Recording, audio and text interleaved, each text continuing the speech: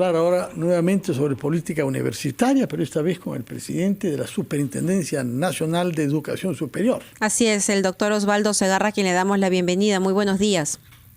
Muy buenos días, Fernando, Mabel, por estar nuevamente en su programa y a su disposición. Sí, señor Segarra, al iniciar el programa tuvimos a el magistrado del Tribunal Constitucional, el doctor César Ochoa, quien nos daba los alcances de la resolución del tribunal respecto a la supuesta ley de autonomía universitaria, así como la llama un sector, otras le llaman la contrarreforma universitaria. Usted no conoce todavía el detalle porque no ha sido publicado de esta resolución, pero ¿qué tendría que replicar a lo que nos ha dicho el magistrado Ochoa? Muy difícil hacer un comentario sobre unas declaraciones que todavía no están dadas por escrito. Sí. Entiendo que deben haber algunas dificultades para poder dar las condiciones o los requisitos para extender la ley que ellos van a sentenciar. Sí, solo para recordar, el magistrado Ochoa nos indicaba que algo que sí zanjaban en esta resolución era el hecho de que quienes iban a ser elegidos una vez ya sentados en la mesa en este consejo tenían autonomía y que en realidad no representaban a nadie. ¿Cuál es su opinión al respecto? Es una declaración interesante, pero los requisitos se establecen antes de la elección o designación, no después. Una vez consumado la representación que van a tener, no se les va a decir muy fácilmente, ustedes a partir de ahora son autónomos. Es una interpretación probablemente que ellos dan. Seguramente que la ley o la sentencia va a ser también interpretativa. Hay muchas aristas que están en el vacío y que dejan cuestionables decisiones en cuanto a declarar constitucional la ley 31520, que los miembros del Congreso acudieron al tribunal para que les declaren inconstitucional, con el objeto de lo que en este momento estamos viendo, que los miembros del Tribunal Constitucional van a declarar que la ley 31520 es constitucional.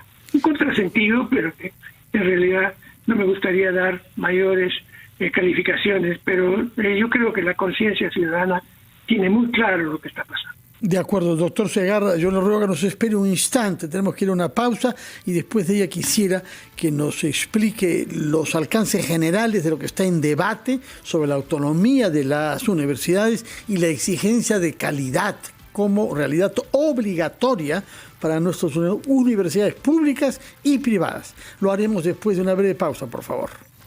Doctor Segarra, jefe de la Superintendencia, retomamos nuestra conversación con usted.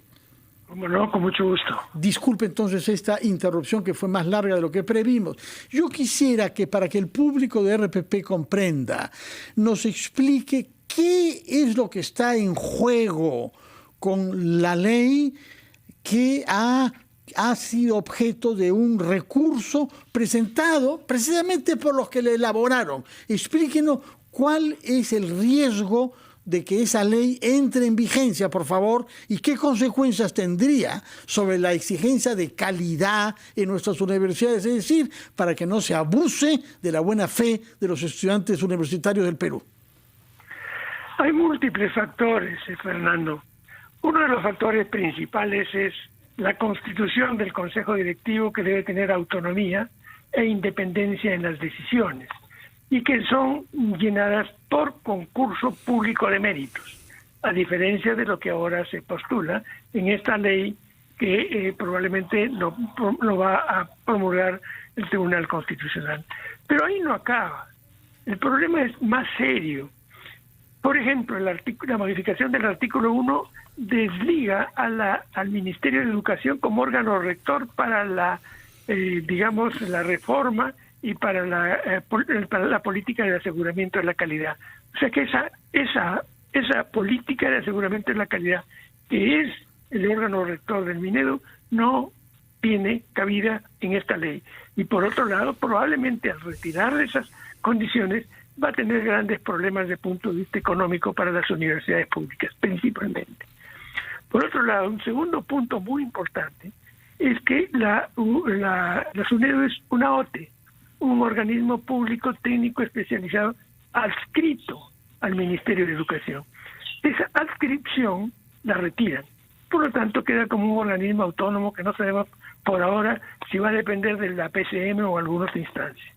Pero lo grave de esto es que al retirarle esa condición organismo público técnico especializado, va a retirarle las acciones que la SUNEDU, bajo los conceptos de ley, viene haciendo como complemento del Ministerio de Educación.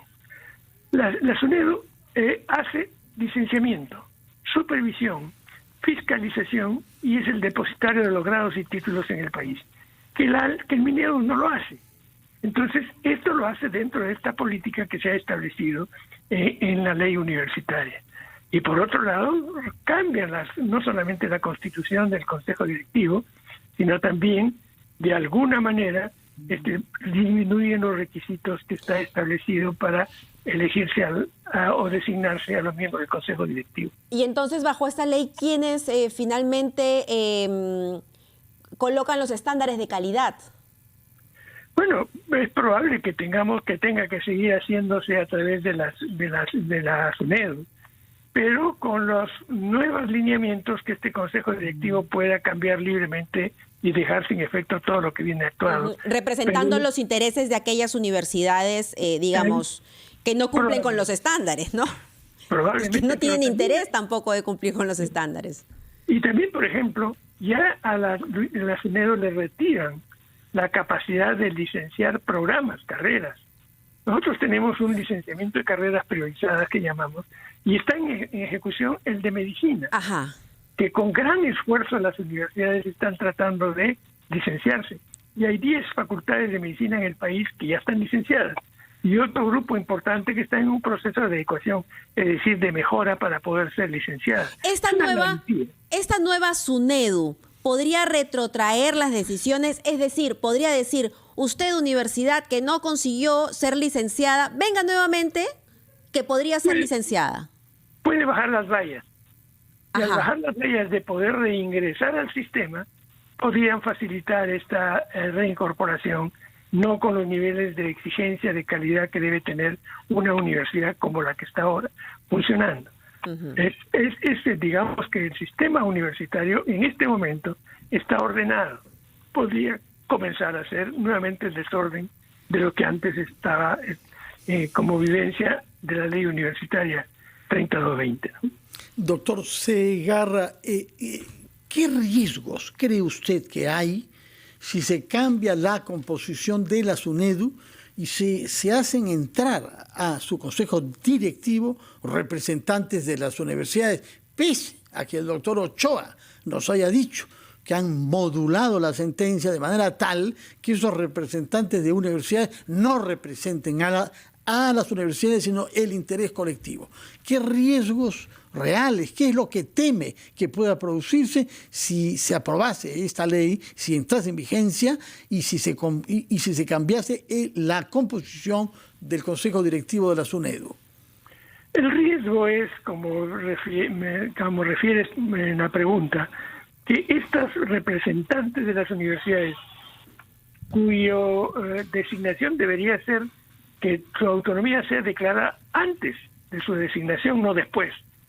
Porque esto es bastante cuestionable, de que después de que te eligen digan, tú a partir de ahora eres autónomo, y eso no es correcto, por un lado.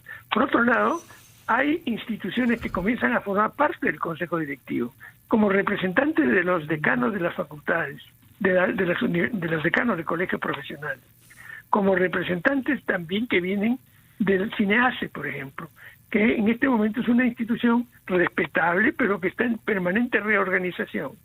Es un representante también de CONCITEC. Y el riesgo es que comience el Consejo Directivo a pensar o conversar o ponerse de acuerdo, por no decir otras cosas, para elegir al superintendente. Con lo cual, el superintendente se convierte en una persona dependiente de su consejo directivo para poder tener la autonomía suficiente de hacer cumplir lo que está establecido.